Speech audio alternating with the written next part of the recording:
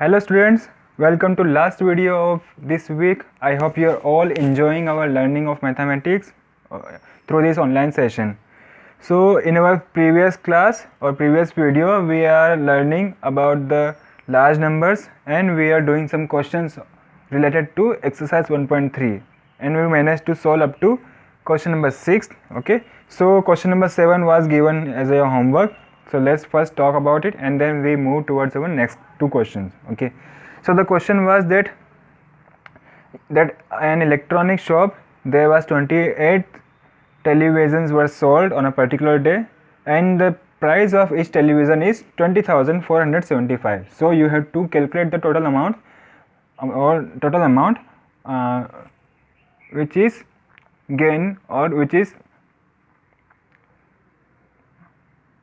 price was sold in the total amount collected by selling the television. Okay, so total, you have to calculate the total amount collected. Okay, so price of each television मतलब कि एक television की price 20,475 है. सो 28 की कितनी होगी?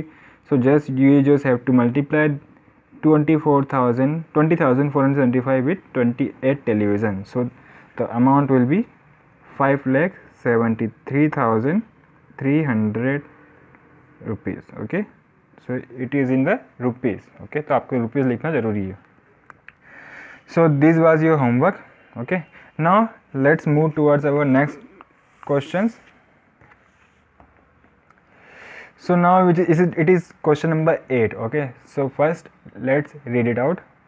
Question number 8 says that Mrs. Jyoti walks around a square park of side 50 meter daily.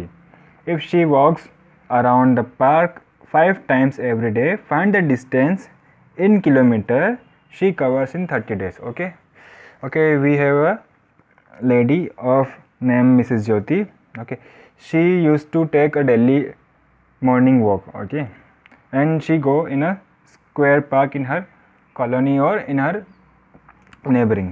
तो आपको मालूम है स्क्वायर, सबसे पहले मैं स्क्वायर ड्राई कर लेता हूँ. Okay, so it is given that the side of square is 50 metre. So this is about 50 metre.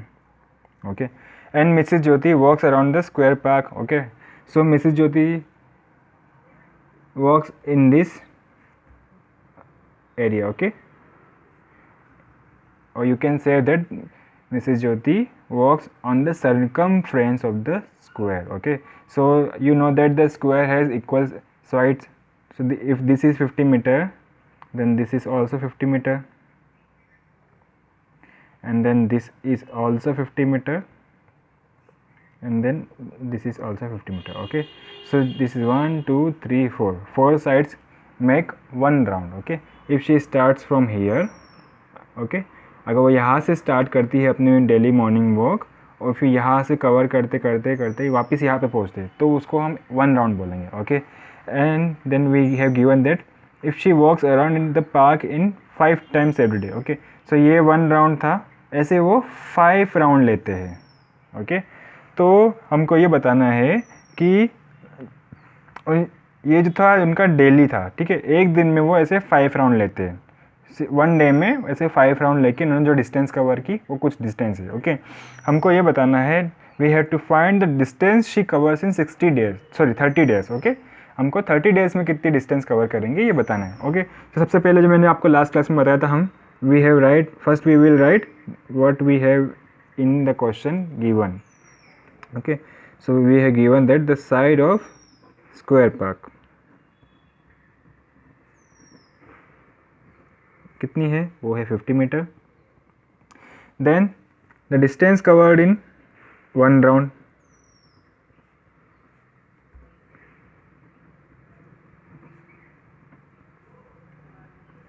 जैसा मैंने अभी आपको बताया कि यहाँ से लेके अगर यहाँ से स्टार्ट करते हैं तो पूरे सर्कमफ्रेंस को कवर करने के बाद में वापस उसी स्टार्टिंग पॉइंट पे आते हैं तो उसको हम वन राउंड बोलते हैं. ओके, तो वन राउंड में कितने डिस्टेंस कवर कर रहे हैं, that is the circumference of the square which is 4 into side. तो साइड क्या है यहाँ पे 50 meter equals to 200 meter. Okay, so एक राउंड में वो 200 मीटर कवर कर रहे हैं, लेकिन वो एक दिन में मतलब ईच डे कितने टाइम्स कितने राउंड ले रहे हैं वो ले रहे हैं 5 round. So the distance covered in 5 round will be, ये एक राउंड में इतना था तो 5 राउंड में कितना होगा, 5 राउंड में just we have to multiply with 5. Okay 200 metre. Okay, so this is 1000 meter. Okay, so 1000 meter is a very large number. You can write it as also in the form of 1 kilometer. Okay, आपको मालूम होगा 1 kilometre equals to 1000 metre. सो हमने इसको 1 kilometre लिख दिया. अब ये तो था कि वो एक दिन में इन्होंने इतना ट्रेवल किया. हमको क्या फाइंड करना है, we have to find the distance she covers in 30 days. So then we will write that distance cover in 30 days equals to कितना होगा, एक दिन में अगर 1 किलोमीटर है तो 30 डेज में उनको मल्टीप्लाई करना होगा, जो एक दिन का है तो होगा 30 kilometre. Okay, so this is our answer. Okay, so now let's move to the next question. This question number 9. Okay, so 9 question says that a tailoring unit stitched 54,956 baby suits. Okay, baby suits were packed in 144 cartons, each of which could hold 160 suits. Find out how many baby suits were left unpacked. Okay, तो एक Taylor है, उसने कुछ कपड़े सिले है. आपको पता है कुछ जो टेलर्स होते हैं वो कपड़े स्टिच करते हैं. So these are the number of baby suits they stitch 24,956. Okay, तो इसको इतने सूट्स को वो हर एक कार्टून में पैक कर रहे हैं. आपको मालूम है ना कि अगर इतने हम हमारे कपड़े जो होते हैं वो कोई जैसे अपने घर में अलमारी में पैक करते हैं, वैसे ही शॉप में क्या करते हैं, शॉप में है ना वो कार्टून्स में पैक करते हैं. ऐसे बॉक्सेस होते हैं, बॉक्सेस में पैक करके रखते हैं. तो एक बॉक्स में 160 सूट आते हैं. Okay, each of which could hold 160 suit. So 1 cartons hold 160 suit. So we have to find how many baby suits were left unpack. मतलब 144 कार्टून्स में जितने भी बेबी सूट्स आते हैं, ओके, वो हमने निकाल लेंगे. फिर उसके बाद में अगर इस टोटल नंबर में से अगर हम उसको कंपेयर करेंगे तो अगर हम देखते हैं कि कुछ इस नंबर से अगर कम वैल्यू आ रही है, कम सूट्स हमको फाइंड कर रहे हैं, तो हम क्या करेंगे, हम उसको सब्ट्रैक्ट कर देंगे. तो हमको ये मिल जाएगा कि वो कौन से बाहर रह जाएंगे. That is the number of baby suits which were left unpacked. Okay, so first we will write what we have given here. So given total baby suit,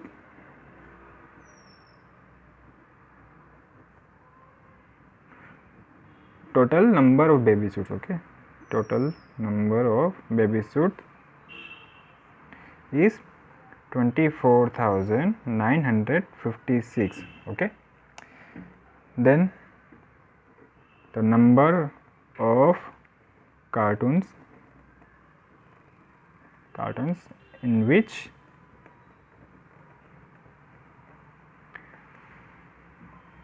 suits were packed.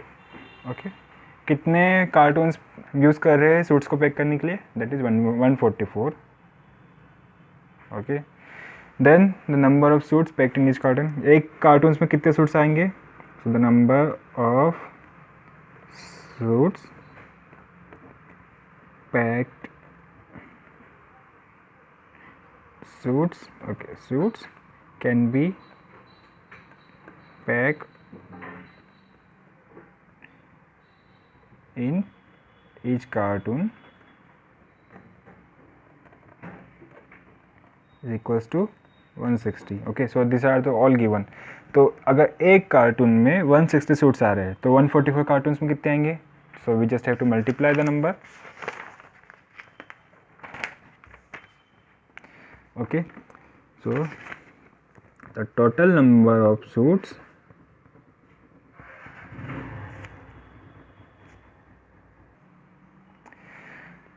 तो total number of suits packed in 144 cartons will be, हमको multiply करना होगा 144 into 160, so 23,040 will be our number of suits packed in 144 cartoons. Okay, तो हमारे पास जितने भी cartoons थे हमने उसमें जो नंबर ऑफ सूट्स अवेलेबल थे हमारे पास में, हमने जितने भी सूट एक बॉक्स में आ रहे थे हमने सब में इसमें पैक कर दिया. ठीक है, लेकिन हमारे पास कितने पैक हुए 23,040, लेकिन हमारे पास में थे कितने टोटल, तो वो थे 24,956. ओके, तो हमको ये फाइंड करना था कि how many number of baby suits which remain unpacked. तो उसके लिए हम क्या करेंगे, जो हमारे पास टोटल नंबर्स था और जितने भी सूट पैक हो गए हमको उनको सब्ट्रैक्ट कर देंगे, तो हमको जो मिलेंगे वो नंबर ऑफ बेबी सूट मिलेंगे जो अनपैक हो गए हैं. Okay, so this is your last question of the exercise 1.3.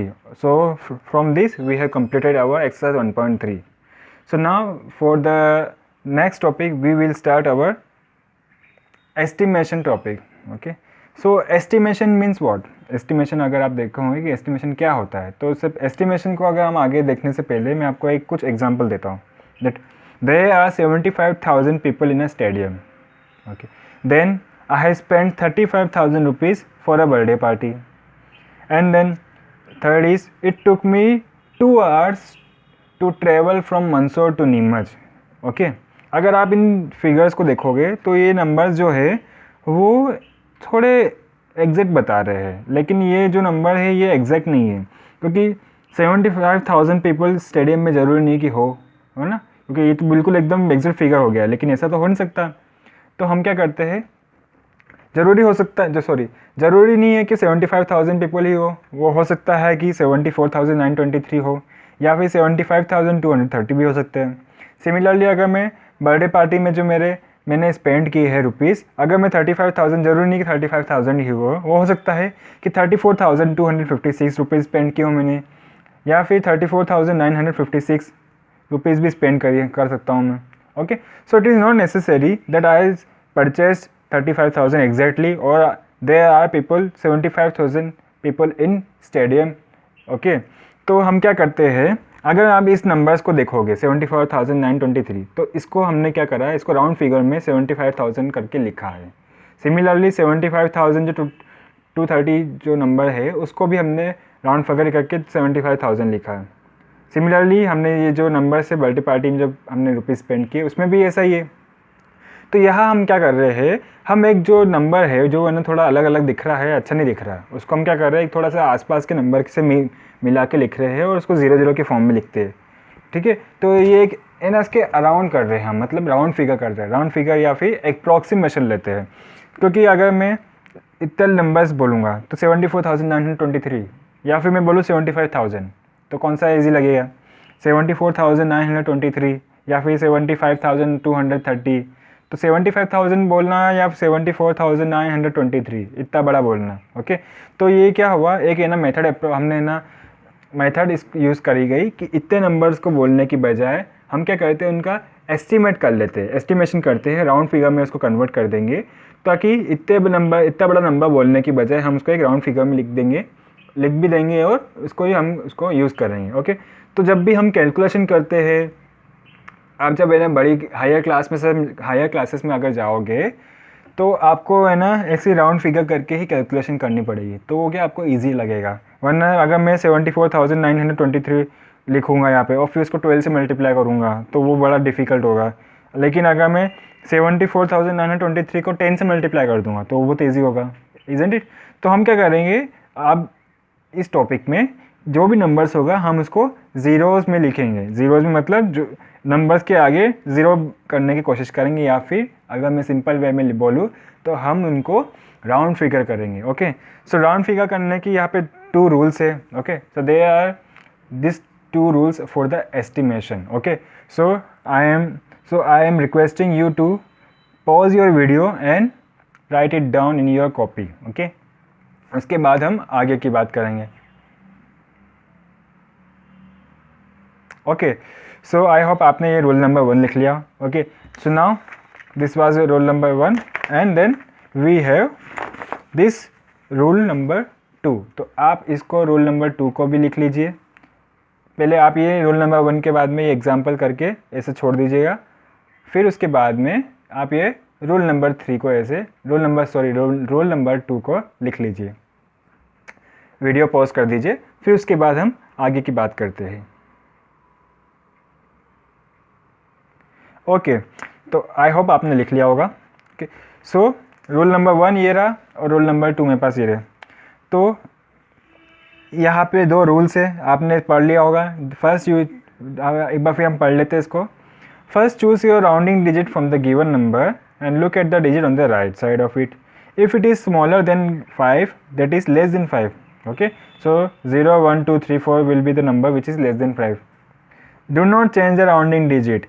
All the digits that are on the right side of the rounding digit will become 0. Okay, and then rule 2 will be, rule 2 says that if the digit on the right side of the rounding digit is 5, 6, 7, 8 or 9, that is the greater than 5. Okay, so then increase the rounding digit by 1. All the digits that are on the right side of the rounding digit will become 0. Okay, तो यहाँ पे मेरे पास एक example है। Okay, on the basis of rule 1।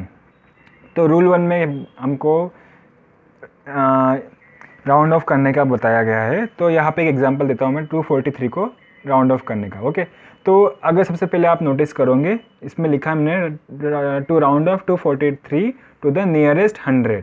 Okay, तो 243 को आपको nearest 100 में राउंड ऑफ करना है। ओके, तो यहाँ पे अगर आप देखोगे तो नियर 100 प्लेस पे जो वैल्यू है वो उसी को हम राउंड ऑफ करेंगे। ओके, या तो उसको इंक्रीज करेंगे या डिक्रीज करेंगे। तो सबसे पहले जैसा कि रूल 1 में बोल रखा है क्या, first choose your rounding digit from the given number. Okay, तो हमको क्या करना है, we have to round off 243 to the nearest 100। Okay, nearest 100 मतलब जो 100 प्लेस पे जो वैल्यू है उसको राउंड ऑफ करना है। तो राउंडिंग डिजिट क्या हो जाएगी, जो 100 प्लेस पे, तो rounding digit will be 2 here. Okay, then we have and look at the digit on the right side of it. Okay, तो राउंडिंग डिजिट के राइट साइड में जो डिजिट है उसको देखना है। तो राउंडिंग डिजिट 2 हो गई, उसके राउंडिंग डिजिट यहाँ पे 2 हो गई, उसके राइट साइड में कौन सी डिजिट है, उसके राइट साइड में है 4। तो मैं उसको 4 को लिख लेता हूँ यहाँ पे। Okay okay, then look at the digit on the right side of it, हमने देख ली। उसके बाद में लिखा है if it is smaller than 5, that is 0, 1, 2, 3, 4 अगर ये वैल्यू है, do not change the rounding digit, all the digits that are on the right side of the rounding digit will become 0। मतलब कि अगर ये जो digit on the right side, अगर जो डिजिट है वो अगर लेस देन 5 है, which is less than 5, 4 is less than 5, तो क्या करेंगे आप, तो जो राउंडिंग डिजिट है उसको एज इट इज़ रहने देंगे। ओके, राउंडिंग डिजिट को एज इट इज़ रहने दें। अगर जो उसके राइट साइड में जो डिजिट है वो लेस देन 5 है तो ठीक है, उसको एज इट इज़ रख देंगे। एंड देन जितने भी दो बाकी जो डिजिट्स है, दैट इज़ टेंस प्लेस और 1s प्लेस पे जो डिजिट है उनको आप लिख दोगे 0। जितनी भी डिजिट बचती है हमारे पास में राउंडिंग डिजिट के बाद में, हम उसको सबको 0 लिख देंगे। Okay, so 243 round of value will be 200। Okay, now I have given here another example which is based on the rule 2. Okay, so we have to round 292 to the nearest 100. Okay, nearest 100 हमको इसमें भी nearest 100 के बारे में बताना है। So according to rule 2, if the digit on the right side, सबसे पहले राउंडिंग डिजिट को चूज़ करना है हमको। तो राउंडिंग डिजिट कौन सी है, नियरेस्ट 100 की बात करें तो 100 डिजिट वाली राउंडिंग डिजिट होगी। तो rounding digit is 2। Then look at the digit on the right side of it. So right side of the digit is, of the right side of the rounding digit is 9. So this is a 9. Okay, now if the digit on the right side of the rounding digit is 5, 6, 7, 8 or 9, that is greater than 5. Okay, यहाँ पे rounding digit के right side में जो digit है अगर वो 5, 6, 7, 8, 9 या फिर ग्रेटर देन 5 होती है तो उस केस में increase the rounding digit bye 1। Okay, तो उस केस में क्या करेंगे हम, राउंडिंग डिजिट में को इंक्रीज करेंगे 1 से, मतलब 2 है तो उसमें 1 प्लस कर देंगे तो हो जाएगा 3। Okay, then all the digit that are in the right side of the rounding digit will become 0। तो राउंडिंग डिजिट में एक 1 इंक्रीज करने के बाद में जो बाकी जितने भी डिजिट्स है हम उनको 0 लिख देंगे। Okay, so this is the rounding value of 292 300। Okay, कुछ एग्जांपल और करते हैं हम, आपको थोड़ा सा एग्जांपल और देता हूँ मैं। Suppose I have here 2 number 14 and 17, ये 2 नंबर्स है, इसको आपको राउंड ऑफ करके लिखना है। तो सबसे पहले राउंड ऑफ करना है, 2 नंबर ये 2 डिजिट है, तो राउंड ऑफ जो होगा वो टेंस प्लेस पे होगा। ओके, सो राउंडिंग डिजिट कौन सी होगी, राउंडिंग डिजिट इक्वल्स टू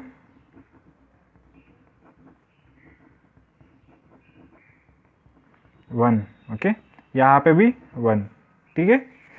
फिर digit on the right side कौन सी है, डिजिट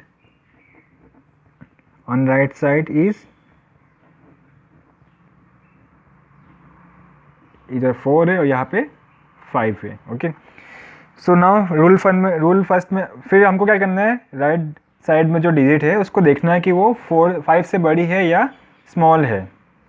सो यहाँ पे 7 है। ओके, तो यहाँ पे जो नंबर है 14 के केस में ये स्मॉलर देन 5 है। तो जब भी स्मॉलर देन 5 होगा हम क्या करेंगे, जो राउंडिंग डिजिट है उसको सेम वेजिटी से लेगी और जितने भी बाकी जो डिजिट होगी उसको 0 लिख देंगे। तो 10 इज़ द राउंडिंग डिजिट और round of value of 14।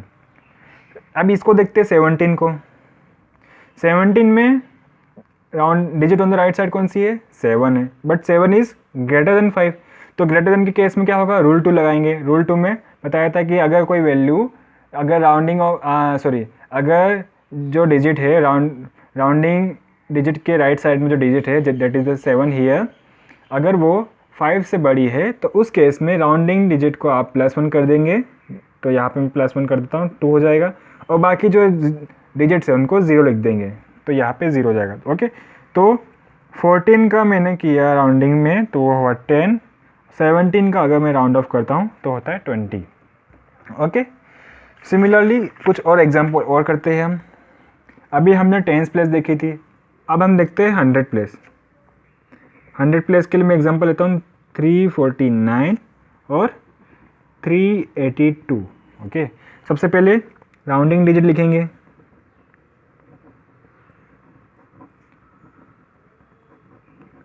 So rounding digit will B, यहाँ पे 100 प्लेस की हम बात कर रहे हैं। ओके, मैं इसको 100 पे राउंड ऑफ करना चाहता हूँ, नियरेस्ट 100। ओके, मतलब कि नियरेस्ट 100 में हमको इसको राउंड ऑफ करना है। तो नियरेस्ट 100 मतलब 100 डिजिट प्लेस की बात करेंगे। तो राउंडिंग डिजिट कौन सी होगी, यहाँ पे 3, यहाँ पे भी होगी 3। Okay, so digit on the right side of the rounding digit,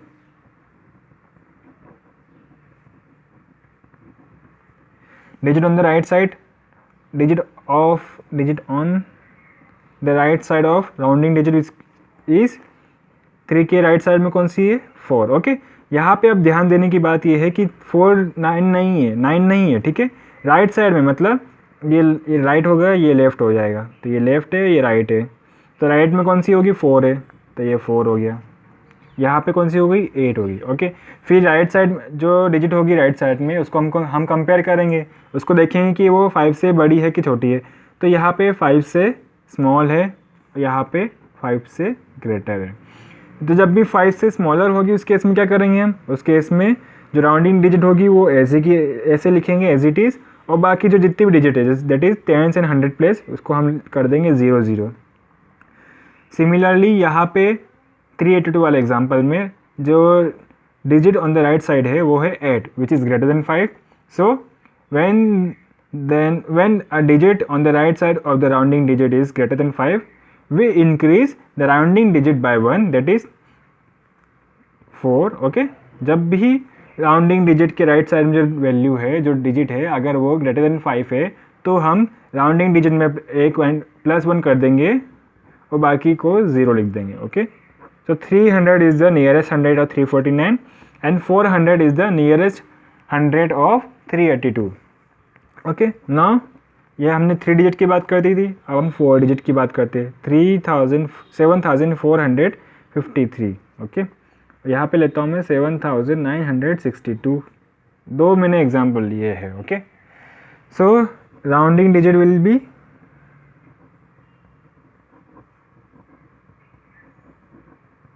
okay. यहाँ पे मैं राउंड करूँगा, राउंडिंग डिजिट इस नंबर्स को मैं राउंड ऑफ करूँगा नियरेस्ट 1000, ओके। क्योंकि यहाँ पे मैं इसको नियरेस्ट टेंस में भी कर सकता हूँ, 100 में भी कर सकता हूँ, लेकिन मैं अभी सिर्फ 1000 की बात करूँगा। नियरेस्ट अगर मैं इसको 1000 में नियरेस्ट लिख देता हूँ मैं यहाँ पे, नियरेस्ट 1000, तो राउंडिंग डिजिट कौन सी होगी 1000 प्लेस पे 7, ये यहाँ पे भी 7। So digit on the right side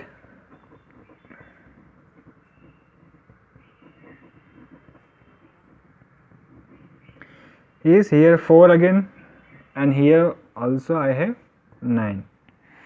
अब स्मॉलर है कि ग्रेटर है, तो यहाँ पे स्मॉलर देन 5 है, यहाँ पे ग्रेटर देन 5 है। स्मॉलर देन के केस मैंने अभी आपको बताया, स्मॉलर है तो राउंडिंग डिजिट जो होगी वो एज इट इज़ रहेगी, और बाकी जो नंबर्स हो जाएंगे, डिजिट हो जाएगी, वो 0 हो जाएगी। और अगर यहाँ पे ग्रेटर देन 5 है, ग्रेटर देन 5 है तो राउंडिंग डिजिट में एक ऐड हो जाएगा, तो वो हो जाएगी 8, बाकी सब हो जाएंगे 0, okay. So this is about the estimation or rounding of the nearest 100, nearest 1000 or nearest tens, okay. So students, this is all for today's class. इसके ऊपर कुछ एग्जाम, कुछ होमवर्क दूंगा मैं आपको, तो आपको उसको करना होगा, ओके। सो नेक्स्ट क्लास में हम देखेंगे कि जो नियरेस्ट 1000, जो अगर 4 डिजिट नंबर है उसको नियरेस्ट 100 में कैसे करेंगे या नियरेस्ट टेंस में कैसे करेंगे, okay. So till then, have a good day, be safe at your home and do your homework and send it to me. Goodbye, thank you very much.